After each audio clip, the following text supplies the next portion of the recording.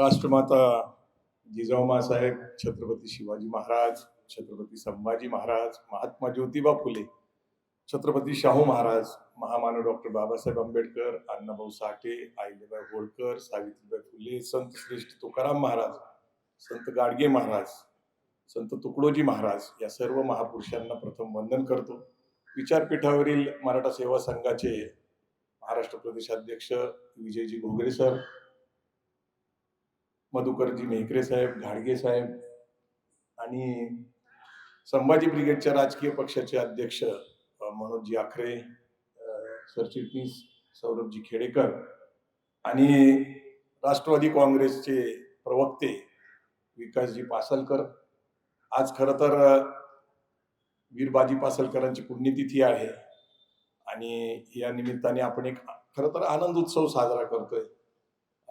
या ठिकाणी गंगाधर बनबरे आहेत, तनपुरे सर आहेत, अमोल काटे आहेत, म्हणजे मुकुंद काकडे आहेत आणि खरं तर ज्यांचा आपण सत्कार करणार आहे असं मोळक कुटुंब इथे आहे. म्हणजे बुद्धभूषण हा ग्रंथ आपल्याला माहीत झाला, परंतु तो बुद्धभूषण ग्रंथ हा मोळक कुटुंबाने परत एकदा व्यवस्थित ताकवले सरांची मदत घेतली आणि त्याचे नव्याने अर्थ लावले आणि तो बुद्धभूषण ग्रंथ आपल्या सगळ्यांपर्यंत पोहोचवला आणि म्हणून त्यांचा सत्कार या ठिकाणी होणार आहे. आणि हर्षवर्धन आणि प्रदीप यांचा सत्कार त्याचे दोन सहकारी यांचाही इथं होणार आहे. आपल्याकडं युवराज छत्रपती संभाजीराजे येणार आहेत. या कार्यक्रमाला आदरणीय पुरुषोत्तम खेडेकर साहेबांनी आपले आशीर्वाद या सगळ्या प्रतिनिधींच्या माध्यमातून पाठवलेले आहेत. खरं तर हा आनंद उत्सव आहे. याचं कारण असं आहे की महाराष्ट्रामध्ये एका सांस्कृतिक चळवळीची सुरुवात झाली आणि मराठा सेवा संघ आपला विचार 1990 पासून महाराष्ट्राच्या कानाकोपऱ्यामध्ये पोचवत होता. अनेक लेखक तयार होत होते, अनेक वक्ते तयार होत होते आणि हे एक विचाराची लढाई सुरू झाली होती. महात्मा ज्योतिबा फुले, शाहू महाराज, बाबासाहेब आंबेडकरांचे विचार, सामाजिक समतेचे, राज्यघटनेचे विचार मराठा सेवा संघाच्या माध्यमातून संभाजी ब्रिगेड, जिजाऊ ब्रिगेड आणि 31 कक्ष आहे त्यांच्या माध्यमातून पोहोचवले जात होते.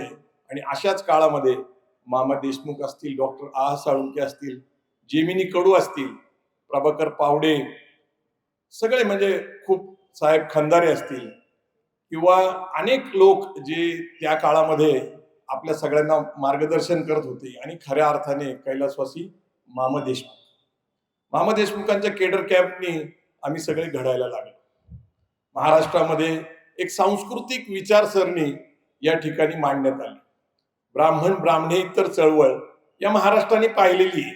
छत्रपती शाहू महाराज, त्यानंतर जे जवळकरांची चळवळ, जे मोरेंची चळवळ या महाराष्ट्राने पाहिलेली आहे. ही जी पुण्यनगरी आहे यातला हा जो भाग आहे शिवाजीनगर गावठाण, हा एक ऐतिहासिक भाग आहे. इथं शंकरराव मोरे राहिलेले, इथं केशवराव जेदे राहिलेले, पंढरनाथ पाटील या ठिकाणी वास्तव्याला होते आणि आता गंगाधर बनबरे आणि श्रीमंत कोकाटे सुद्धा इथंच राहतात. आणि म्हणून कार्यक्रम अशा ठिकाणी घ्यायला लागला की जे श्री शिवाजी व्यायाम मंडळ आहे त्याच्या या पटांगणामध्ये खूप ऐतिहासिक कार्यक्रम झाले. त्यातला हा एक ऐतिहासिक कार्यक्रम आहे आणि याला अण्णा माळवतकर हे जे सगळ्यांची म्हणजे सगळ्यांना मिळवणारा, एक एकत्र आणणारा माणूस या ठिकाणी उपस्थित, याचा खरंच आम्हाला सगळ्यांना आनंद. हा आनंद उत्सव काय आहे तर अनेक गोष्टी घडलेल्या आहेत. 1990 पासून सुरू झालेली ही चळवळ, त्यातला प्रामुख्याने जो उल्लेख झाला तो होता जेम्स लेन लिखित पुस्तक Hindu king in Islamic India. खरं तर एक वैचारिक चळवळ आहे, संविधानिक विचार आहे. म्हणून रेखाताई खेडेकरांनी आमदार असताना पहिला हा प्रश्न कुठं मांडला? विधिमंडळात. विधिमंडळामध्ये त्यांनी सांगितलं की अशा प्रकारचं एक पुस्तक आलंय, त्याच्यामध्ये अत्यंत चुकीचा संदर्भ आलेला आहे आणि त्या पुस्तकावर बंदी घालत. सरकार काय बंदी घालत नव्हतं. 6 महिने त्याच्यामध्ये निघून गेले आणि मग एक दिवशी 5 जानेवारी 2004 पहाटे महाराष्ट्रातील वेगवेगळ्या भागातनं कार्यकर्ते एकत्र आले. त्यात संतोष शिंदे या ठिकाणी आहेत. संतोष शिंदेना ते सगळं माहिती, कारण त्याचा ते भाग आहेत, अनेक असतील इथं. त्यांनी पहाटे एक कारवाई केली भांडारकर प्राच्य विद्या संस्थेत. आणि महाराष्ट्रामध्ये एका नवीन सांस्कृतिक चळवळीला सुरुवात झाली. दोन विचार वेगळे झाले. कुठल्या जातीचा द्वेष करणं हा आमचा काही उद्देश नाही, परंतु विकृती आहे ती ठिचली पाहिजे. संस्कृती हे त्याचं उत्तर आहे. आम्ही विधिमंडळाच्या माध्यमातून रेखाताईंनी प्रयत्न केला, पण आम्हाला यश येत नव्हतं. आणि एक प्रतिकात्मक कारवाईने 5 जानेवारी 2004 नंतर 15 दिवस संभाजी ब्रिगेडला अतिरेकी संघटना, तालेबानी अशी विशेषणं लावली गेली. पण पहिला लेख आला तो PA इनामदार सरांचा की दुसरी बाजू समजून घेतली पाहिजे. आणि दुसरी बाजू समजून सांगण्यासाठी पुणे शहरामध्ये अण्णा माळवतकर इथं आहेत, ते मोळक साहेब इथं आहेत, अनेक असे मान्यवर आहेत की दुसरी बाजू नक्की काय आहे आणि का भांडारकरवर प्रतिकात्मक कारवाई झाली ही सांगितली. भांडारकरच्या कारवाईनंतर दादोजी कोंडदेवचा इतिहास शोधायला सुरुवात केली. गंगाधर बनबरे इथे श्रीमंत कोकाटे सर येणार आहेत. नेमकं दादोजी कोंडदेवचं स्थान काय आहे, रामदास स्वामींचं स्थान काय आहे, याचा अभ्यास सुरू झाला. आणि आम्ही डॉक्टर जयसिंगराव पवारांना भेटलो.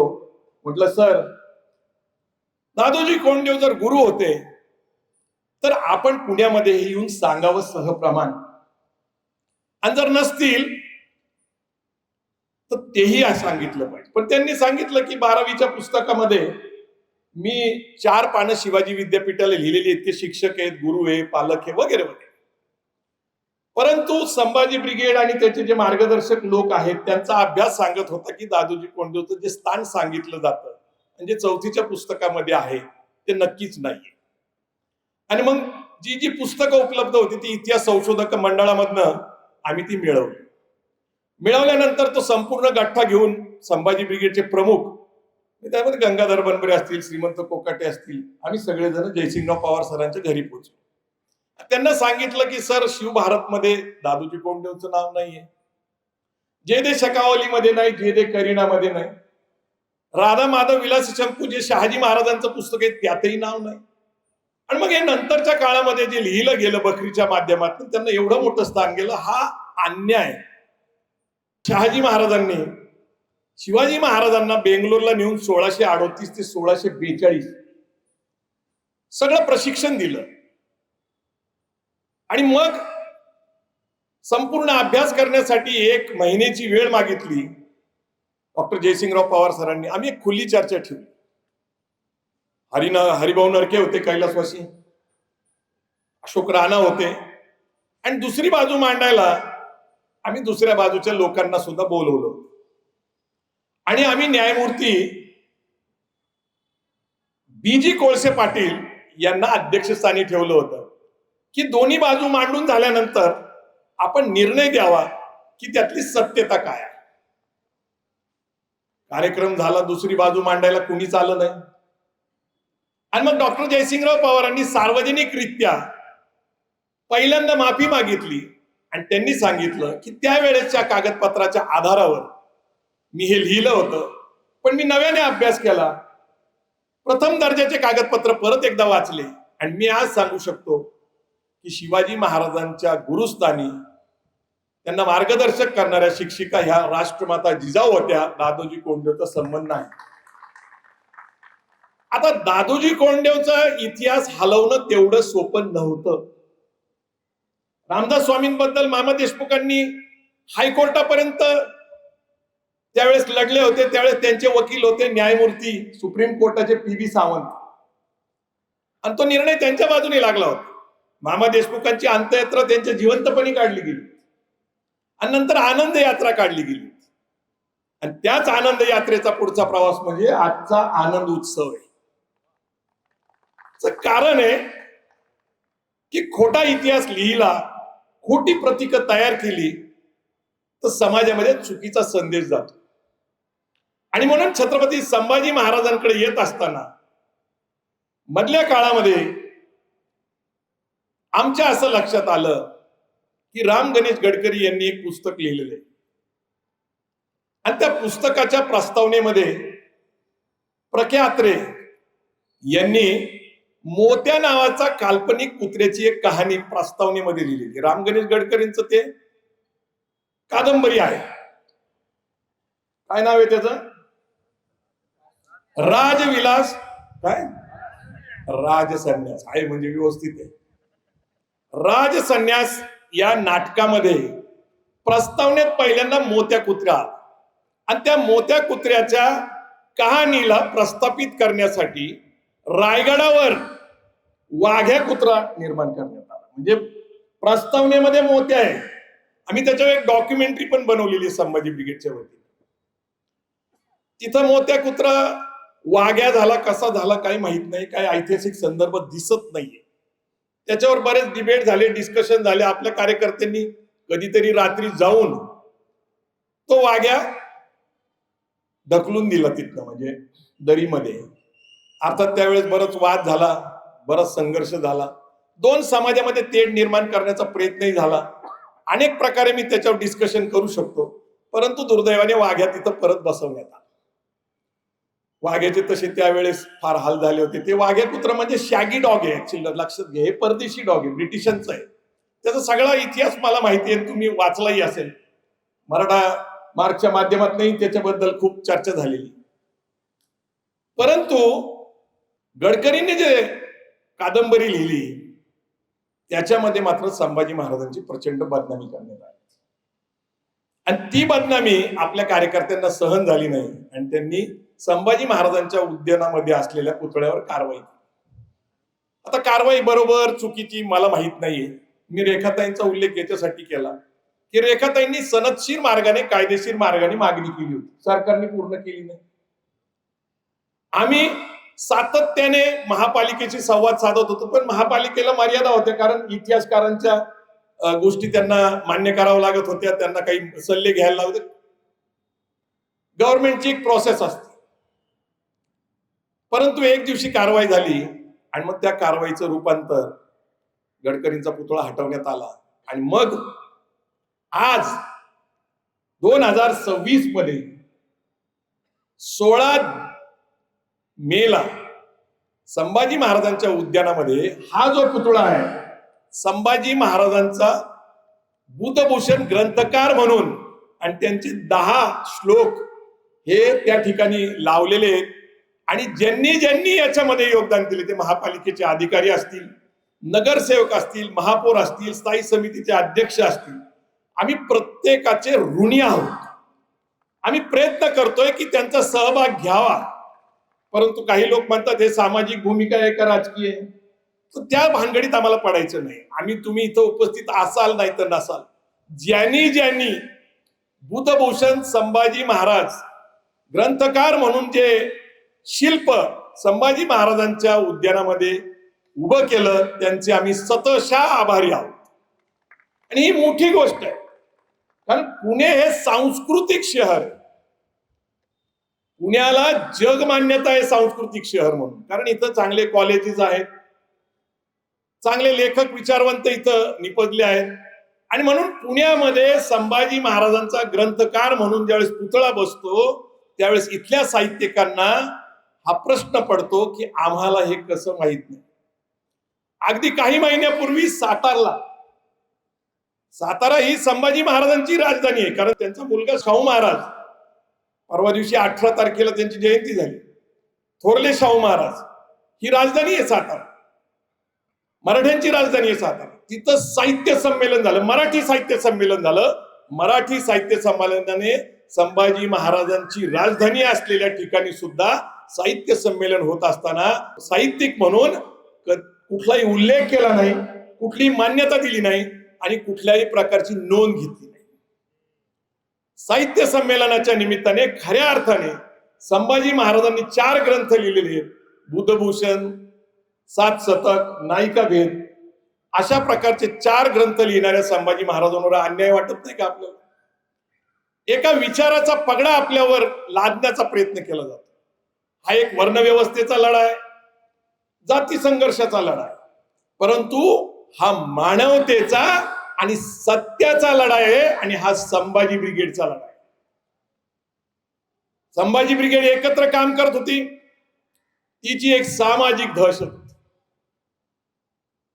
तिचं एक वजन होतं, तिचा एक दबदबा होता. आणि म्हणून पुण्याच्या आणि महाराष्ट्राच्या सांस्कृतिक क्षेत्रामध्ये आपल्याला लक्षात घेतलं पाहिजे की संभाजी ब्रिगेडची गरज आहे, एकत्र संभाजी ब्रिगेडची गरज. महाराष्ट्राच्या समाजकारणामध्ये एक अस्वस्थता आहे. समाज माध्यम म्हणजे सोशल मीडिया इतका पॉवरफुल झालेला आहे की सोशल मीडियामुळं आज लोक जमवणं सुद्धा अवघड. लोक जमवणं अवघड झालेलं आहे. म्हणजे आपण 1500ची सभा घ्यायची म्हटली तर लोक जमत नाही. तुम्ही सहज एखाद्या घरामध्ये डोकावला, आई वडील असतील, 2 मुलं असतील किंवा नवरा बायको असतील, 4 जण 4 मोबाईलवर वेगवेगळा कार्यक्रम चालवलेला असतो. कोणी रील बघत असतं, कोणी पॉडकास्ट बघत असतं, कोणी पिक्चर बघत असतं, कोणी नाटक बघत असतं, कोणी कविता बघत असतं. एकाच घराच्या हॉलमध्ये 4 लोक वेगवेगळ्या दृष्टिकोनातनं वेगवेगळ्या गोष्टी बघत असतात.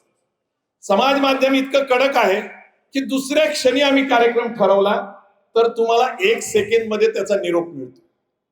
राजेंद्र कोंडरे साहेब आहेत, त्यांच्यामुळेच खरं मी मराठा महासंघाच्या कामाला सुरुवात केली. 1993 ला कोंडरे साहेबांना आठवत असेल की इथं लोक जमावेत म्हणून आम्ही 15 पैशाचं कार्ड लिहायचो. 15 पैशाचं ते कार्ड घरी आलं तर लोक खिशात घालून आणायचे की बाबा आपल्याला निमंत्रण मिळालं. म्हणजे खात्री लोकांना वाटावी, म्हणजे त्यांनी आयोजन केलं की बाबा मी आलोय, चुकीचा माणूस नाही, हे कार्ड बघा, हे तुमचं आलेलं आहे. आणि 200 कार्ड लिहायला आम्ही प्रत्येक जण घरी 10-10 कार्ड घेऊन जात होतो. तो काळ होता, पण त्यावेळेस लोक प्रेमाने विश्वासाने जमत होते. समाज माध्यमांनी लोक जवळ येण्यापेक्षा लांब गेलेले आहेत. आणि अशा काळामध्ये चळवळी चालवणं अवघड झालेलं आहे. अशा काळामध्ये आपापसामध्ये संघर्ष हा परवडणारा नाही. माझी चूक झाली असेल तर मला क्षमा करा. मी कधीही त्याच्याबद्दल कधीही असं म्हणणार नाही की माझी चूक झाली नाही. चूक झाली तर क्षमा करा आणि नव्याने दुरुस्त करून आपण नव्याने सुरुवात केली पाहिजे. याचं कारण असं आहे की माफी मागितल्याने काहीही कमीपणा वाटत नाही मला. माफीने माझी ताकद कमी होत नाही. माझ्यावर एक सांस्कृतिक हल्ला झाला, प्रतिकात्मक आहे, पण मी त्यांनी काही डगमगलेलो नाही. मला काही लोक विचारतात तुम्ही शांत आहे का? मी ज्यावेळेस शांत असतो ना त्यावेळेस जास्त धोकादायक असतो. बोलणारे निश्चित बोलत राहतात, बोलणाऱ्यांनी बोललं पण पाहिजे. पण प्रश्न असा आहे की आता या सामाजिक जीवनामध्ये संभाजी ब्रिगेडची अनन्यसाधारण गरज भासतीये. राजकीय परिस्थिती आपल्या बाजूने नाहीये. सामाजिक लोक एकत्र यायला घाबरतात. वेगवेगळ्या प्रकारच्या कटकटी, हल्ले, धोके. तुम्ही पुरोगामी विचार मांडले तर तुमच्या विरोधात भूमिका घेतली जाते. आमचे विचार ना पुरोगामी आहे ना आमचा प्रतिगाम्यांना विरोध आहे. आमचे विचार मानवतेचे आहेत, राज्यघटनेतील अभिप्रेत असलेल्या समता, बंधुता, न्याय, स्वातंत्र्याचे विचार आहे. जर या देशाला राज्यघटना मान्य आहे तर आम्हाला राज्यघटनेच्या तत्वाप्रमाणे चालायला कुणीही थांबू शकत नाही. मग अशा काळामध्ये संभाजी ब्रिगेड एक आनंद उत्सव साजरा करतोय. मी थोडा इतिहास याच्यासाठी सांगितलं, मला अपेक्षा होती मनोज आखरे सर सांगतील, सौरभ खेडकर साहेब सांगतील, परंतु एक निश्चित आहे की आदरणीय खेडेकर साहेब 2003 ला पुण्यामध्ये PWD मध्ये दाखल झाले. त्यांचा जॉब पुण्यामध्ये सुरू झाला आणि तिथून पुढं पुण्यामध्ये एका सांस्कृतिक विचारसरणीच्या चळवळीला सुरुवात झाली आणि त्याला अण्णा मालवणकर साक्षीदार आहेत. त्यावेळेस ते राष्ट्रवादी काँग्रेसचे शहराध्यक्ष होते. आणि त्या काळामध्ये खेडेकर साहेब इथल्या प्रत्येक शिक्षण संस्था असतील, सामाजिक संस्था असतील, बँका असतील, अनेक ठिकाणी भेट देऊन समाज जोडायचा कार्यक्रम करत होते. आणि हा सगळा कार्यक्रम या ठिकाणी यशस्वी करत होते. आणि तीच गरज आता पुण्याला परत भासायला लागली. आपापसातले मतभेद हे मनभेदामध्ये रूपांतरित झाले नाही म्हणून तर आम्ही या ठिकाणी सगळेजण एकत्र बसलो. निश्चितच आमची काही मतं वेगळी होती, पण मतं चुकली असतील तर दुरुस्त केली पाहिजे आणि त्यात कमीपणा मांडायचं काहीच कारण नाही. निश्चितच लोकशाहीमध्ये राजकारण केलंच पाहिजे, पण राजकारण हे यशापर्यंत जायला पाहिजे. आणि म्हणून या आनंद उत्सवाच्या निमित्ताने सगळ्यांना प्रश्न पडला असेल की हे सगळे आणि मी इथं कसा, आणि मी कसा, याच्या बरोबरच आता संभाजीराजे या ठिकाणी येणार आहेत. या ठिकाणी राजेंद्र कोंढरे साहेब आलेले आहेत, श्रीमंत कोकाटे येत आहेत, विकासजी पासलकर आहेत, आणि आम्ही सगळेजण पूर्वी एकत्र होतो आणि आजही एकत्रच आहोत. हा आनंद उत्सव आहे. आणि म्हणून मी तुम्हाला सांगतो की या समाज माध्यमाच्या काळामध्ये तुम्हाला निरोप घरोघरी पोहोचत असते. कमीत कमी माझी माहिती अशी आहे राजा भाऊ की या कार्यक्रमाची पत्रिका 1,00,000 लोकांपेक्षा जास्त लोकांपर्यंत पोहोचलेली. पण 1,00,000 लोकांपर्यंत पोहोचल्यानंतर 1,000 लोक जमण्याची सुद्धा आपली आता कुवत राहिलेली नाही. आत्मपरीक्षणाचा काळ आहे. शत्रू प्रबळ झालेला आहे. आपण जे विचार मांडतो त्या विचाराला धोका निर्माण झालेला आहे. आणि संकट काळी जर आपण एकत्र आलो नाही तर शत्रूचा विजय होणार आहे. हा दोष किंवा यश हे शत्रूचं नाही तर आपलं अपयश. आणि म्हणून 12 जानेवारी असेल खेडेकर साहेबांनी सुरू केलेली, आज 3-4 लाख लोक येतात. 6 जूनला संभाजीराजे आज त्याचं नेतृत्व करतात. राज्याभिषेकाला जवळपास 1.5 लाख लोक येतात.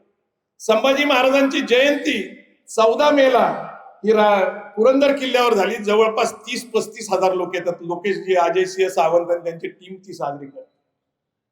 तर हे सगळे जे उत्सव आहे, आणि शिवजयंती ही शिवनेरीवरची 19 फेब्रुवारीची. तर मराठा सेवा संघाने दर 2-3 महिन्यानंतर येणाऱ्या आमच्या महापुरुषांच्या जयंत्या एवढ्या ताकदीने उभे केले, एवढे लोक जमतात. 19 फेब्रुवारी ही जगातल्या 75 देशामध्ये साजरी केली जाते. आणि त्याचं यश सुद्धा हे मराठा सेवा संघ त्यांच्या विचाराचं. सध्या महाराष्ट्रामध्ये आरक्षणावर एक चळवळ सुरू आहे, पण आरक्षणाला मर्यादा आहे. आणि त्या मर्यादा राजेंद्र कोंढरे साहेब सातत्याने सांगायचा प्रयत्न करतायत. कुठल्याही मेन स्ट्रीम मीडियामध्ये किंवा समाज माध्यमावर मी काहीच बोलत नाही. मागच्या काही वर्षामध्ये मी काहीही बोलायचं नाही असं ठरवलेलं आहे. आज एक आनंद उत्सव आहे आणि या आनंद उत्सवाच्या निमित्ताने तुम्ही सगळेजण जमला, मला आनंद वाटतो. आणि आपण आता जे प्रमुख लोक आहेत त्यांचा सत्कार आदरणीय संभाजीराजे यांच्या हस्ते करणार आहोत. राजेंद्र कोंढरे साहेब आपले पाहुणे आहेत, बाकी तर सगळे आपले घरचेच लोक आहेत. आणि परत सांगतो की संभाजी ब्रिगेड सामाजिक संघटना चालवत असताना आमचा हेतू हाच होता की संभाजी ब्रिगेडचा विचार जिवंत राहायला पाहिजे, तो ताकदीने मांडला पाहिजे आणि तो पुढे टिकला पाहिजे. कारण या देशाची त्या विचाराची गरज आहे. आणि म्हणून आज आपण आनंद उत्सव साजरा करत असताना संभाजी महाराजांचा जो पुतळा बसवलेला आहे, एक पुतळा जर आपण गेला तर गरवारे यांचा जो चौक आहे डेक्कनला, त्या ठिकाणी संभाजी महाराजांचा पुतळा, त्यामध्ये हातात तलवार आहे. आणि संभाजी उद्यानामध्ये जो पुतळा आहे तो ग्रंथकार म्हणून आहे. आणि म्हणून वेळ प्रसंगी लढलंही पाहिजे आणि वेळ प्रसंगी विचारही केला पाहिजे. हे पुण्याच्या संस्कृतीमध्ये संभाजी ब्रिगेडच्या या कृतीने रुजवले. एक उल्लेख राहून गेला, लाल महालातला दादोजी कोंडदेवचा पुतळा, आणि त्याच्यामध्ये विकासजी अण्णा पासलकर यांचा रोल फार मोठा. म्हणजे लाल महालातला दादोजी कोंडदेव यांचा पुतळा हलवला. महापालिकेच्या अधिकाऱ्यांचं नाव मी घेत नाही, कारण त्यांचं योगदान मोठं जरी असलं तरी त्याला मर्यादा आहे. संभाजी ब्रिगेड म्हणून विकासजी पासलकर यांनी एक पूर्ण रणनीती आखून लाल महालातला दादोजी कोंडदेवचा पुतळा हटवला. बोलण्याच्या ओघामध्ये ते राहून गेले. पुतळ्याचं राजकारण आम्हाला करायचं नाही, पण प्रतिकात्मक पुतळे काय संदेश देतात हे तुम्हाला समजून घ्यायचं असेल तर आता इथून पुढच्या काळामध्ये संभाजी पार्कमध्ये जेवढे अधिकाधिक लोक भेट देतील, कारण ते एक आकर्षण ठरलेलं आहे, ते विचार करतील की अरे संभाजी महाराज लेखक होते, ग्रंथकार होते, आणि एवढे अप्रतिम श्लोक त्यांनी लिहिले होते. आणि म्हणून त्या पुतळ्याबरोबरच मोळक कुटुंब आणि त्यांचा शिवस्पर्श परिवार यांचा सुद्धा आपण इथं सत्कार ठेवलेला आहे. खरं तर गंगाधर बनबरे आणि त्यांचे सहकारी आम्ही काही दिवसापासून पुण्यामध्ये एकत्र गप्पा गोष्टी करायला सुरुवात केली. विजय घोगरे सर, मनोज आकरे सर, मधुकर मेहकरे साहेब, हे असंच आम्ही 4-5 दिवसापूर्वी भेटलो होतो. आणि घोगरे साहेब आणि मेहकरे साहेबांनी सांगितलं की एवढं मोठी घटना घडलेली आहे, किमान आपण ते साजरं केलं पाहिजे. आता या मार्गदर्शकांमुळे आपण हा आनंदाचा कार्यक्रम साजरा केला. तुम्हाला जो संदेश मिळायचा तो मिळाला. जय जिजाऊ जय शिवराय.